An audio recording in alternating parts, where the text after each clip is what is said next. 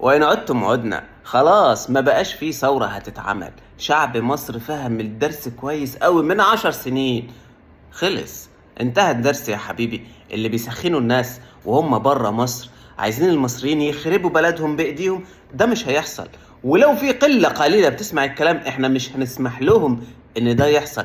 قبل الجيش ما يتدخل في اي حاجة، احنا الشعب اللي هنتدخل ومش هنسمح بده. وعملناها في 30/6، عملناها قبل كده، وما عندناش استعداد في اي وقت.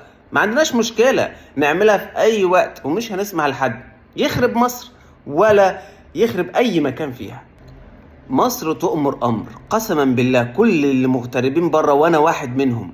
مصر تؤمر امر، في نفس اليوم نكون موجودين وراجعين. احنا لما بتحصل حاجة ما بنهربش ونسيب البلد، احنا بنهرب لبلدنا، نحمي ارضنا وعرضنا. فبالنسبة لإسرائيل اللي بتحاول تلمح بكلام نفس السيناريو بتاع سوريا، مفيش الكلام ده. مصر لا تقارن بأحد. شعب مصر لا يقارن بأي شعب في جميع دول العالم. فلو انت فاكر ان ممكن يحصل ده، مستحيل. شعب مصر احنا مش هنسمح بده يحصل. احنا مش ده يعني الجيش جزء لوحده